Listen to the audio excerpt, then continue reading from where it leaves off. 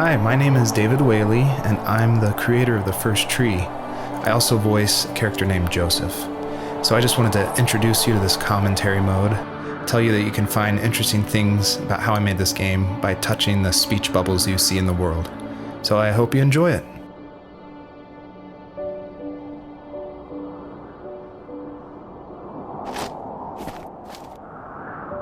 Are you awake? I thought I heard you get up. Yeah, I'm awake. Sorry, I just can't sleep. Are you thinking about him? Yeah, a bit. Usually get back to sleep, my love. I'm fine. No, it's okay. What else is on your mind? I don't know. It seems weird, but I had one of the most vivid dreams of my life. I saw a fox on a snowy mountain, just looking confused and worried. Those eyes. I can't get those eyes out of my head. She was running in the windy snow, looking for something. Do you think it has to do with you and what's been going on? I don't know. It was just a dream, Rachel. They're not meant to make sense. A lot's happened the past couple days, that's all. Well, if you're not going to sleep anyway, you should tell me. I want to hear. All right.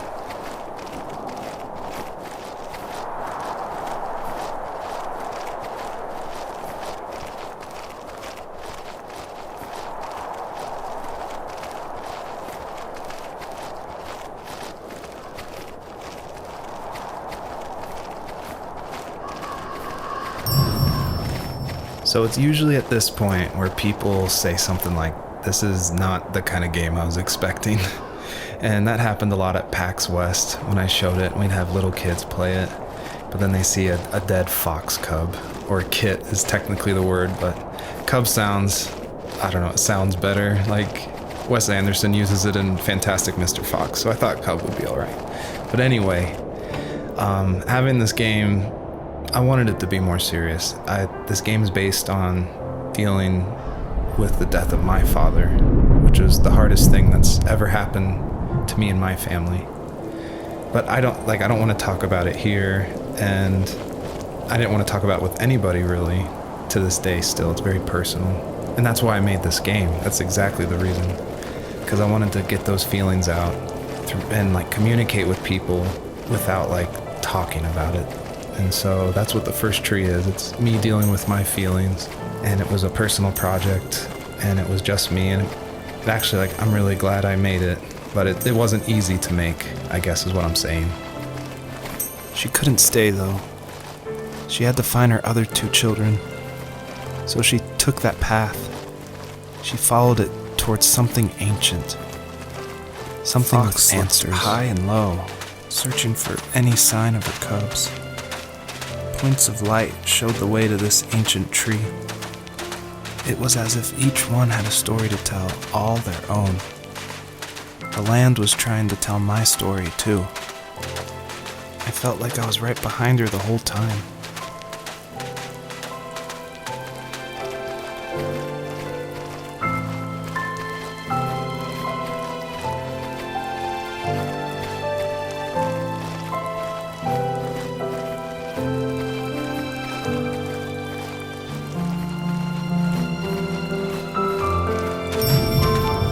I feel like one of the best ways to make an exploration game feel worth it, or to reward the player, is to have as many secrets as possible. Like some of my favorite games like Dear Esther and Gone Home and Firewatch. I love those story-driven games. And they're kind of like these mystery boxes where if you put in a lot of effort, if you look closely, the world reveals itself to you better. So there are secrets in the First Tree. See if you can find one of these hidden items by digging around in these unmarked spots around this area.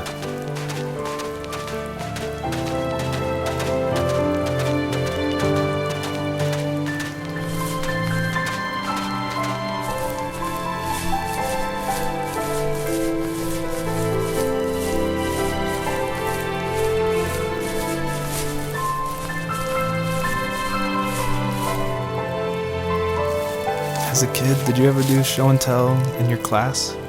Yeah, I think I only did it once, when I was in the 4th grade. You know how my life was around then. I wanted to show my class what helped pass the time and distracted me, so I brought a dozen paper cranes I had made. I think I told everyone how badly I wanted to be a bird and fly, embarrassingly enough. Don't be embarrassed. Every kid wants to fly. For me, it was another toy from my dad, a wooden boat. I remember guarding it so carefully in my hands as I walked into class. When I sat down, a group of boys immediately made fun of it. They asked which trash can I found it in, or why an ugly log was my favorite toy. When I got up, I didn't even want to tell them my dad had carved it. I said it was a joke gift my friends had given me. Kids can be so cruel. Some of them are. I shouldn't have let them get to me, but it did. It's amazing we bounced back at all.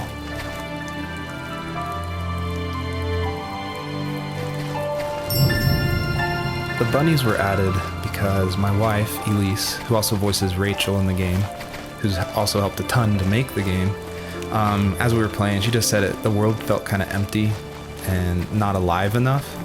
So I knew we needed to add some kind of life, and so the bunnies was like the first idea that came to mind. And like most of the game, I used like publicly available assets to speed up production because I was working full-time along with making this game, and we just had our first baby, a little girl named Evelyn. So I was messing with this asset called Herd Sim, and at one point, like the generation script that creates variations of the sizes of the bunny. One time I got out of control and it made like this monster bunny that towered over everybody. And I shared that GIF on Imager and Reddit, and that was a huge hit. It helped definitely gain an audience for this game. But it's hard because this game is like so serious. It's about life and death, not giant bunnies. But I knew I needed something, like a shout out to that, because it was pretty fun. So if you're able to catch all the bunnies on this map, I think there's around 13, then you'll get a special surprise. So good luck.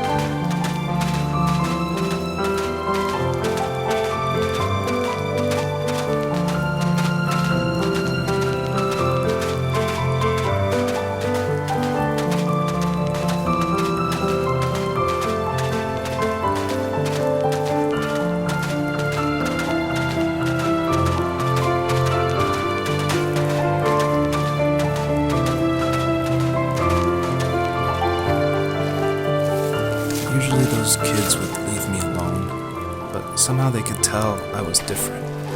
They made fun of how far away I lived. They called my dad a sourdough. I was a blabbermouth as a kid, telling my dad stories I made up for hours.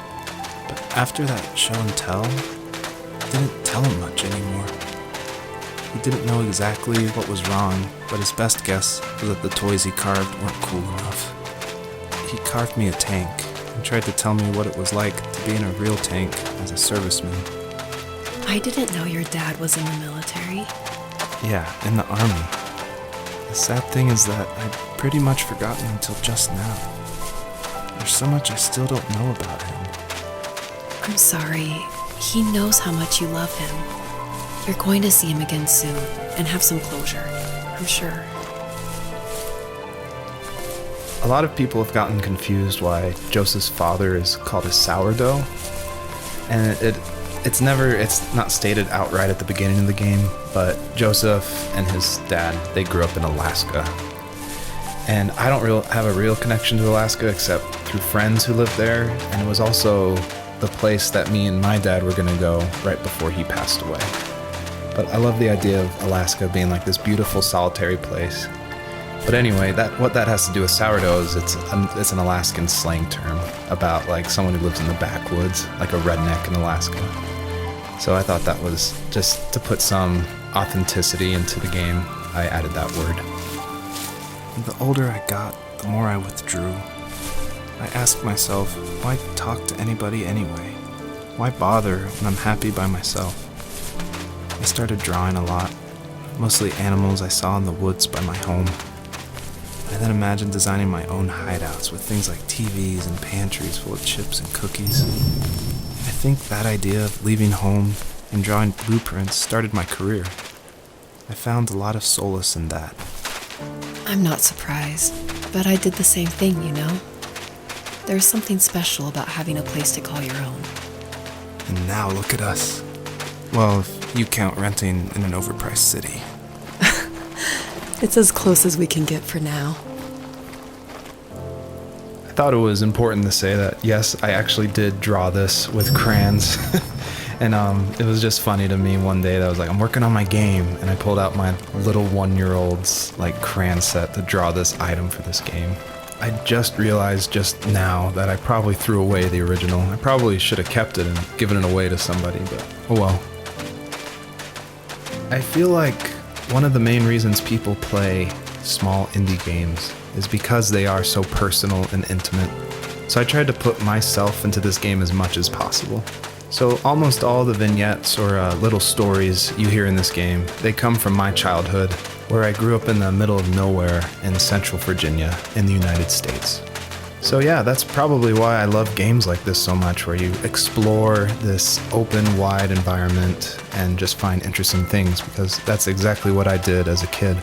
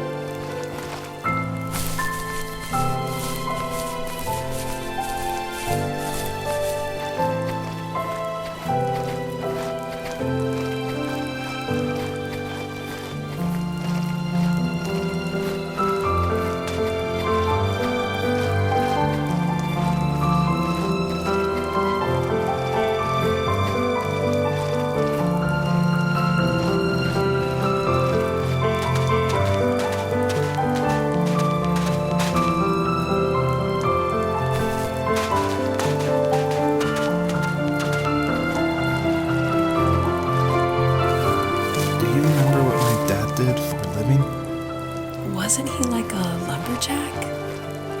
That's one way of putting it. If wood was a canvas, then a carving knife was his paintbrush. Even after working a 50-hour week, even after his hands were more splinters than skin, he would bring home the nicest piece of Alaskan weeping cedar and make me toys. That wooden train was the first toy I can remember, and I loved it. I just knew from a young age I was going to be a lumberjack, like my father.